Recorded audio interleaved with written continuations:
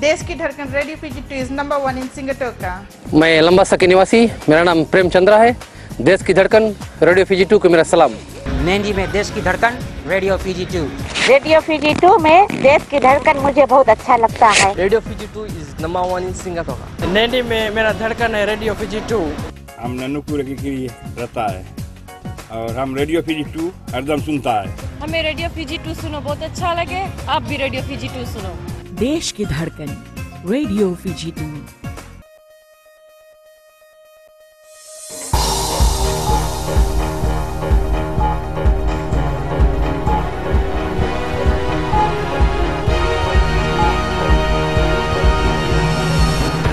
In this bulletin, Prime Minister intervenes and hears grievances of loan recipients.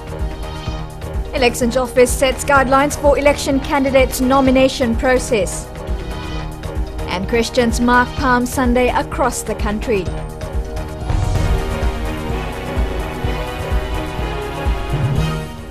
Good evening and welcome to FBC News. I'm Amrita Priyadarshini. Prime Minister Varange Bainimarama took time out today to hear the grievances of students who are current beneficiaries of government's tertiary education loan scheme. About 40 students from within the Suva area turned up at the forum organised by the Tertiary Loan and Scholarship Board held at the Suvaville House in Suva. Eleanor Turangaivu reports. The Prime Minister's intervention comes following numerous issues and concerns recently raised by recipients of the Tertiary Education Loan Scheme. These include the processes involved in disbursing funds for students to begin or continue studies under the loan scheme, the disbursement of funds for book allowances, the guarantor for students who qualify for the loan, and the changing of courses that may affect students' eligibility for loans. They only cover for tuition fee and not book allowance, and I raised my complaint with that officer, and he said that only if we apply for accommodation then they will also provide the book allowance. My concern was about the guarantors. My family is already signed for PSC and multi-ethnics, but we cannot find a guarantor.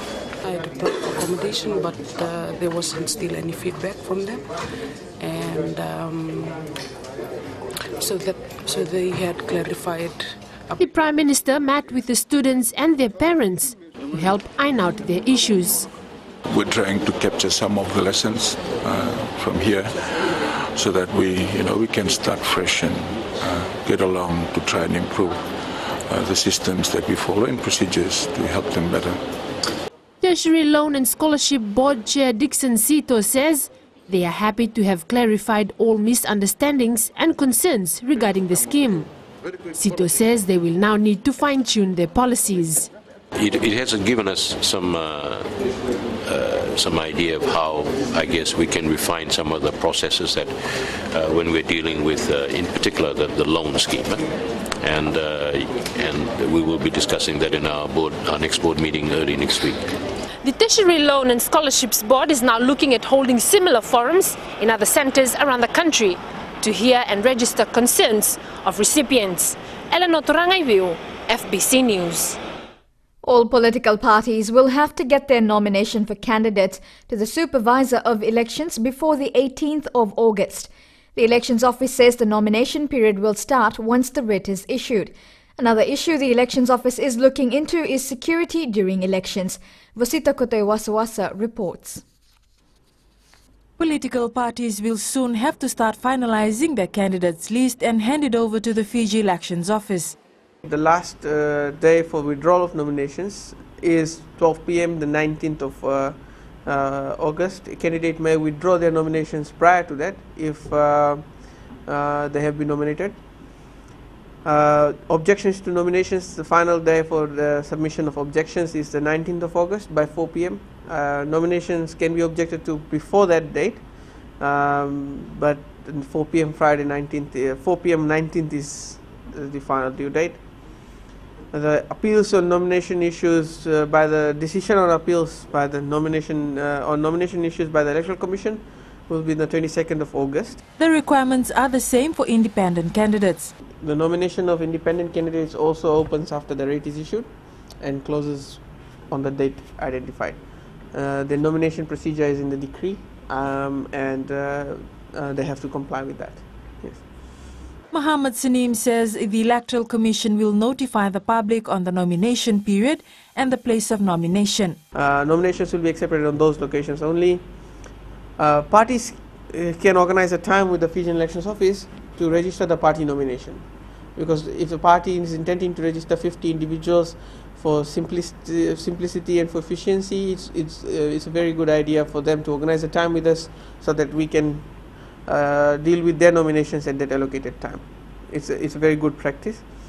Elections will be held if there are more than 50 valid nominations. Meanwhile, in terms of security, Saneem says police officers know what is expected of them at any polling station. Police officers on duty, if requested by the presiding officer or his or her representative for the sole purpose of restoring peace and order for the time necessary to do so.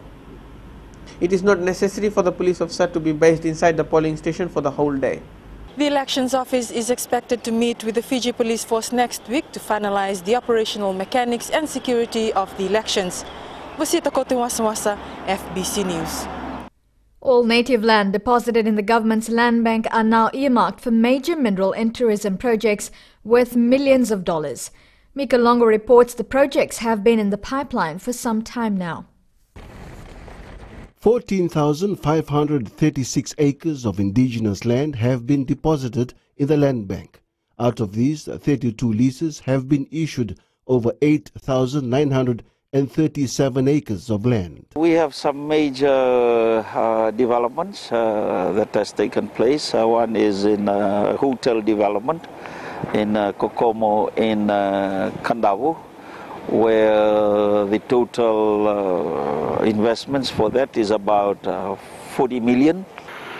Other major projects underway include the Wailevu bauxite in Boa and 2 water bottling facilities, one to be set up at Nananu in Tavua and the other at Nananu in Tailevu.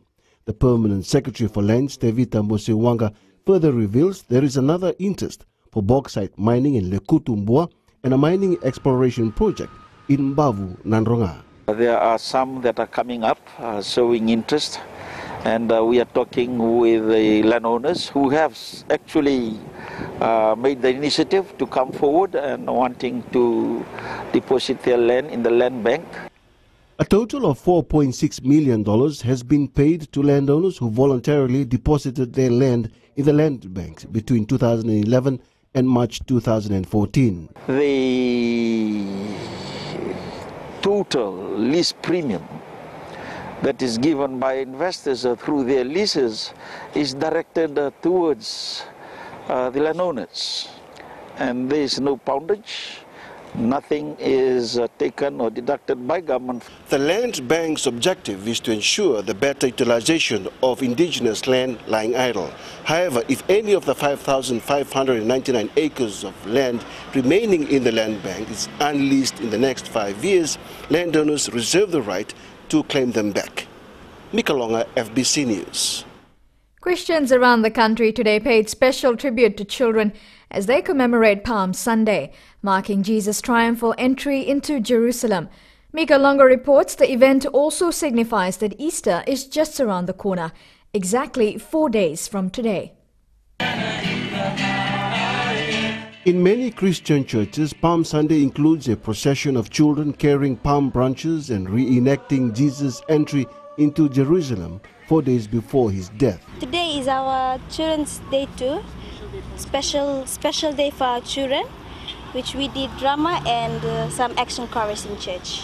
I'm happy because we celebrate Jesus as King. Palm Sunday is also an opportune time to reflect on the need to protect and care for our children, particularly the suffering they go through that violate their human dignity. As a whole family, we feel that children are important beings in our lives, especially for us parents. The day also commemorates the culmination of 40 days of the Lenten preparation through fasting.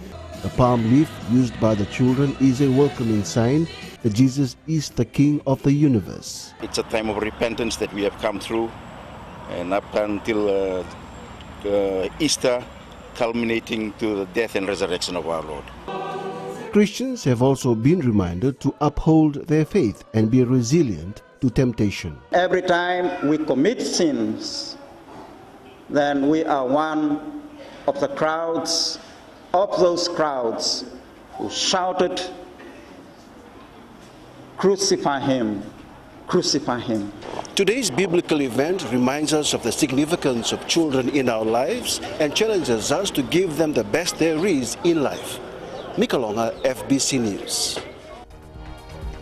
Still to come on FBC News, People's Democratic Party prepares to launch manifesto and name party leader.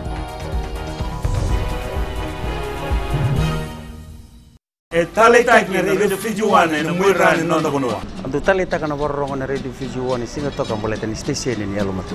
Ando talita ka bale una borrongo na radio fijuan station ni alumatu ilo toka. Ando talita ka bale una borrongo na radio fijuan na mandi na station ni alumatu. Au tungo korbo ando borrongo lebe na station ni alumatu na radio fijuan. Ando borrongo na radio fijuan na station ni alumatu na mandoi tele. Na radio fijuan nando moi bitin bonga ni bienani.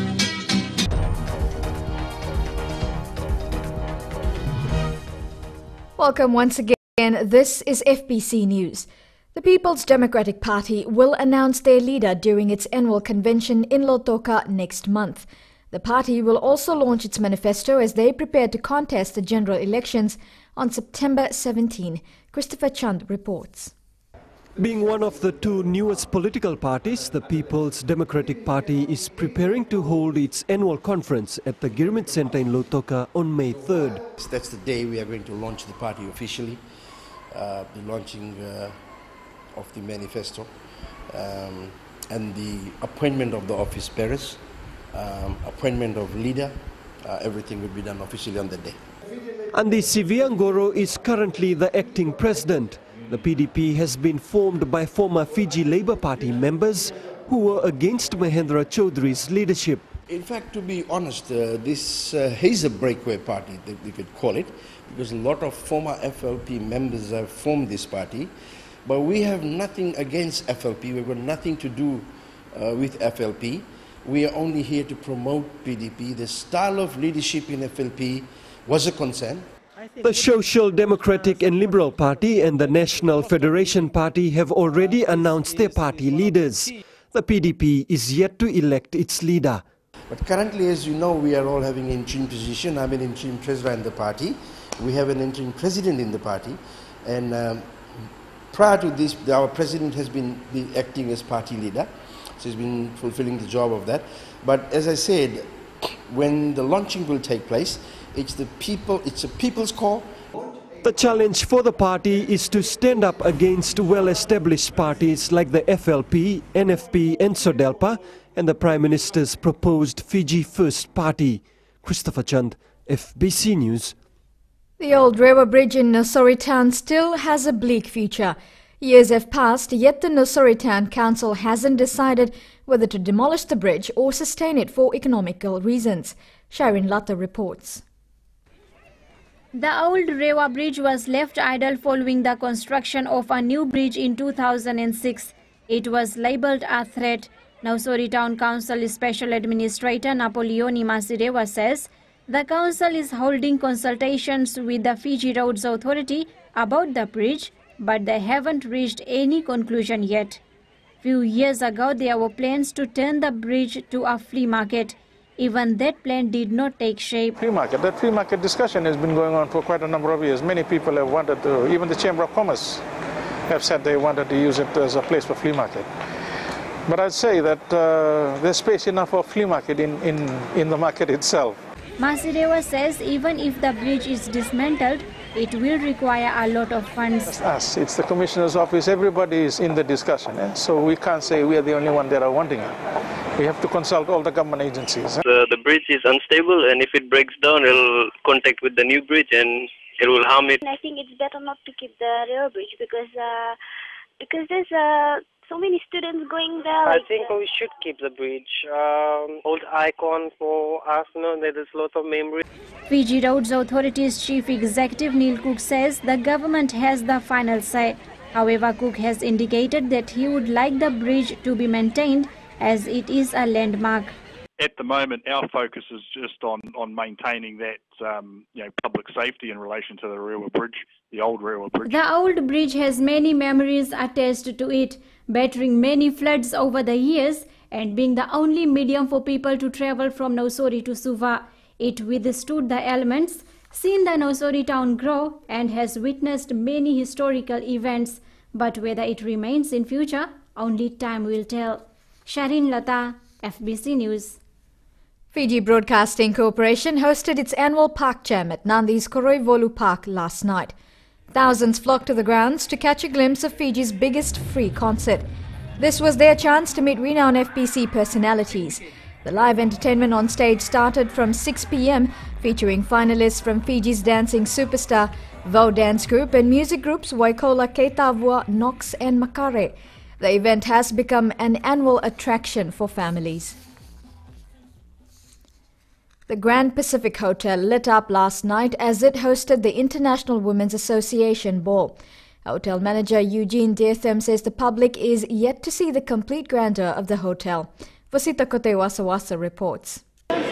The Grand Pacific Hotel ballroom was a hype of activity last night after 22 years. Last ball must be in 1992. I just know that the hotel closed in 1992. That is 22 years ago. And today, now, after 22 years, we open again the GPH with the ball. The uniforms of the workers added a new dimension to the occasion last night. I have three colors. It is a light brown for the sand. It is the dark brown for the chocolate in Fiji.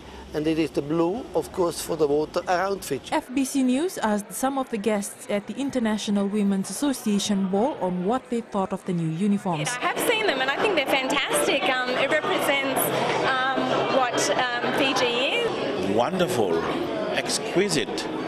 I asked them, am I coming to Buckingham Palace this evening? It's all right. No, not a big fan, but it's okay. Eugene says they have worked to ensure that they keep the old touch of the hotel, something people can look forward to once it's fully completed.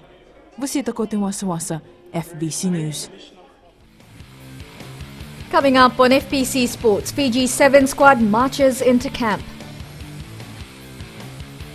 And Ba makes OFC Champions League semi-final.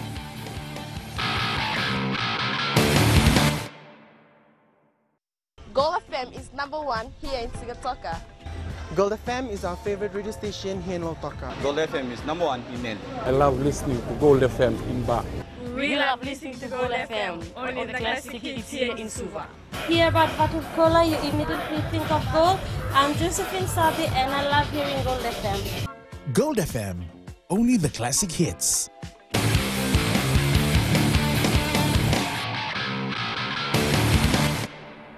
Welcome to FBC Sports. Now, with the Scotland Sevens just 2 weeks away, Vodafone Fiji Sevens coach Ben Ryan has mapped out some tough sessions for his squad. The 18 players he named after the Fiji beat Nawaka Sevens yesterday saw very few changes than what he has done in the past. Elena McDonald reports Ryan believes there's always changes made to teams at the end of the season. Fiji Sevens coach Ben Ryan is now a lot more familiar with his players and their capabilities. Viliami Mats is back fit and played well this weekend, so he gets back in. Semi Kunatani's been in very good form, so he's back in. Jasavera Malua as our third forward that we're bringing in. And then a guy that hasn't trained with us this year but was in the extended squad is Rapati Lamba for Yamathea, who's been playing well as well. As usual, getting a national call-up is a blessing for anyone. Thank you. I'd like to thank the Lord for all that He has done. He's answered my prayers by allowing me to get close to wearing the white jersey, and if it weren't for Him, this would not be possible. With playtime over for now, a hectic 4 days is in store for the national side. Yeah, Monday we're in camp and we'll train all the way through to Thursday morning. 5 rugby sessions, working hard on our defence again, and a few little things off set piece that I need to work on, and also they'll have 4 days of fitness, so once they've recovered from this tournament we'll get stuck into them. The other notable inclusion is the return of Chona Tuitonga, who missed out on the Tokyo and Hong Kong Sevens leg. Ryan will name his final 12 Thursday week, and if all goes well for Lamba Lamba, his window of opportunity to hit the world stage will be in Scotland next month. Elena McDonald, FBC Sports. $10,000 in the bag and the 27th Fiji beaten Nawaka Sevens title to boot. It's been a long and well overdue achievement for the police team after upsetting Yamadhya 26-21 in the cup final at Prince Charles Park in Nandi yesterday. Elena McDonald reports. Saturday's victory is a gift to all children this Sunday, Nawaka Sevens' latest champions. If we can dedicate this win to this all the kids for this organization, because there's a Palm Sunday tomorrow. Despite trailing 5-14 at half-time, experience and composure is what granted them a superb comeback. I think the boys believe in themselves, they can do it. First half was a little bit not on our side. Then I told them on the second half, if they settle, they follow our game plan, then we can defeat this champion, Yamadhya. In a tit-for-tat display of Sevens rugby, topside Yamadhya were gracious in defeat. We never dreamt that we would reach the final. Police gave us a tough match. There are some weaknesses that we have to go back and work on as we look forward to another tournament.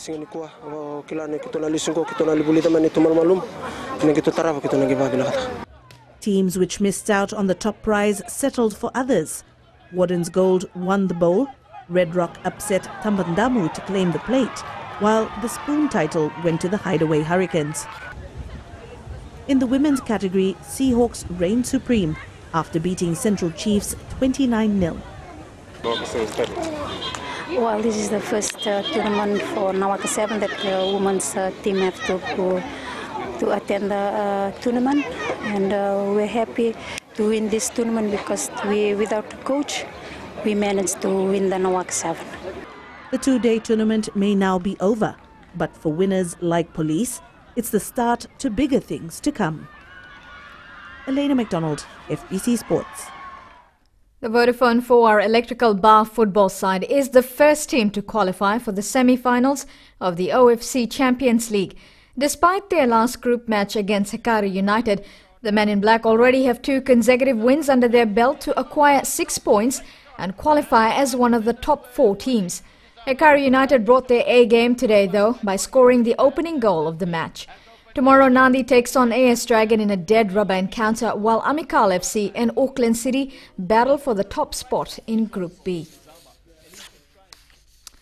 New Caledonia's AS Magenta football side collected their first OFC Champions League win today. They defeated Vanuatu's Tafea FC by 3-1 at Govind Park earlier today. Tafea's lone goal came from a penalty. In earlier group play, AS Magenta lost to Ba and drew with Hekari United. With the penalty, strikes it well. Tate, well, he should have shot earlier.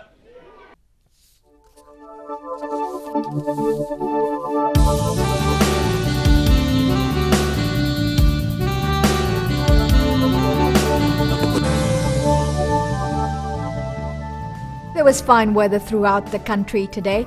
The sun was out in all centres from morning till the afternoon. It was a hot day all across Fiji. Ba was a high of 33 degrees. Suva, Nadi and Savusavu recorded the lowest temperatures at 31 degrees. It will be fine over most of the group tomorrow except for brief afternoon showers in Suva and Savusavu. Now the further outlook, fine apart from brief showers over the interior and eastern parts of the larger islands, moderate southeast winds and moderate seas. For Tuesday, brief showers over the eastern parts and interior of the larger islands. Elsewhere, it should be fine. Our main stories tonight. Prime Minister intervenes and hears grievances of loan recipients. Elections Office sets guidelines for election candidates' nomination process.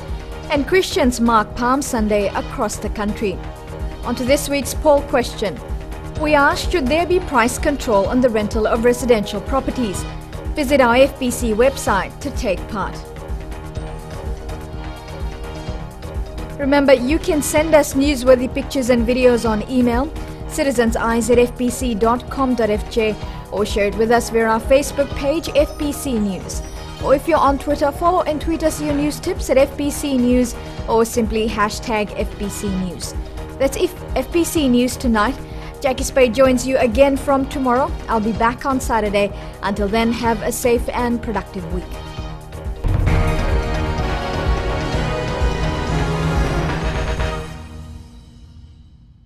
Ito singa to kung talita na barong na radio Fijuan na station yal mo to. Ako na poro ko na talita. Mandaw talita kini na barong radio Fijuan. Kitongo isu untuk talita na barong na radio Fijuan station yal mo to. Kito talita na radio Fijuan. Na radio Fijuan ento talita kita nga singoka.